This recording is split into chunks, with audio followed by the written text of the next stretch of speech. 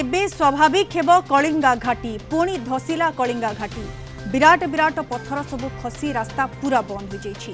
कलिंगा घाटी गंजाम और कंधमाल जिला को संजोग करुथिबा एकमात्र रास्ता होथिबारु जोगाजोग संपूर्ण विच्छिन्न होइछि। फलरे उभय पटु शह शह गाड़ी मोटर अटकी रहिछि।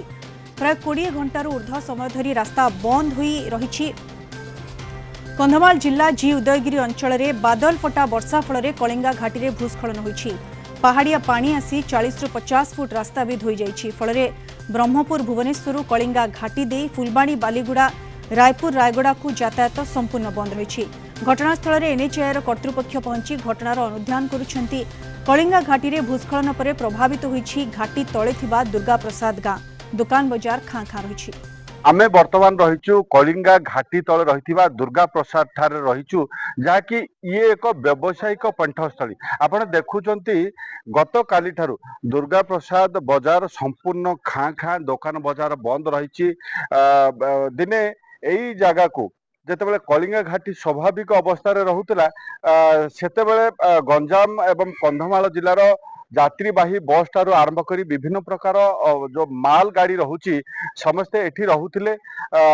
सेमानक पई खाद्य खाइबा व्यवस्था मध्ये एठी रहिथिला। दुकान बाजार खोला रहिथिला एवं जो यात्री माने किबा बस रे दूर यात्रा करथांती सेमाने आसिला परे दुर्गा प्रसाद निकट रे किछि समय रहंती।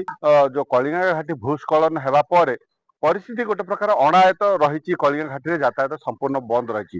ताहार प्रभाव में आम जो दुर्गा प्रसाद जो गोटे व्यावसायिक पेंठस्थली ये गोटे बाजार थिला ये संपूर्ण भाव में आम देखुचु व्यावसायिक गोटे लोक भी देखा मिले। कौन प्रतिक्रिया रखिए काली ठोर आज्ञा हाथ बंद कर सब बसु गाड़ी गुड़ा बंद कम्युनिकेशन बहुत असुविधा होची। कोई कुआडे जाई पारुनु कि आसी पारुनु यातायात बहुत असुविधा रहीचु।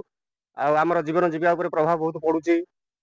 जीवन जीविका उपर प्रभाव बहुत पड़ुची। आज्ञा कौन कहे बर्तमान काली गोटे अस्वाभाविक परिस्थिति सृष्टि घाटी रे तो जानवाहन यातायात हो पारुनी किंतु बर्तमान जहाँ रही आम देखुचु दुर्गा प्रसाद संपूर्ण खाँ खाँ। आज्ञा एपटे गाड़ी गुड़ा चलिले आज्ञा दुर्गा प्रसाद जो 100 परिवार अच्छे से जीविका ये कर गाड़ी गुड़ा न चलवा जीविका उपर बहुत प्रभाव पड़ुची। दुकान बाजार खोला ही पारुनी। दुकान बाजार काली पूरा संपूर्ण बंद अच्छी।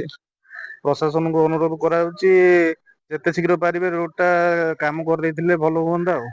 गोटे कथा होची दुकान बाजार खोलिबाटा जेतिकी जरूरी ताडू अधिक जरूरी जो गंजाम कंधमाल को जो जोगाजोग करछि ये रास्ताटा खोली गले माने वाणिज्यिक ठार आरंभ करी गमनागमन रो मते सुविधा हो पारिबो।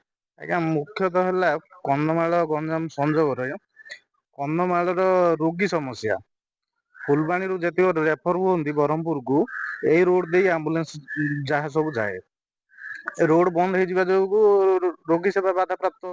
गत काल आज पर्यंत कौन अनुमान कर आम जहाँ देखुचु जे घाटीर अवस्था सेते माने ठीक ठाक नहीं। दीर्घ दिन मास मास धरी समय लग किमती कौन सब आपण माने सब माने चली बोली भाबुचंदी जिन चल 60-70 परिवार नष्ट हे कौन करिए जिन चली चली भाग्य धरिया।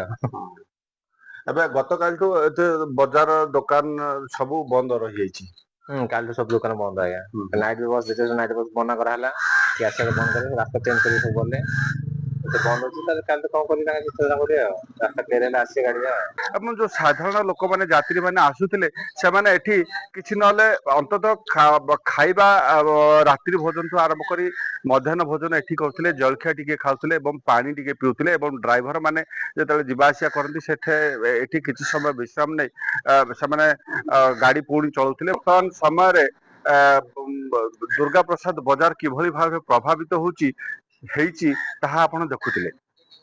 दुर्गा प्रसाद गारू रत्नाकर साहू कलिंग टीवी।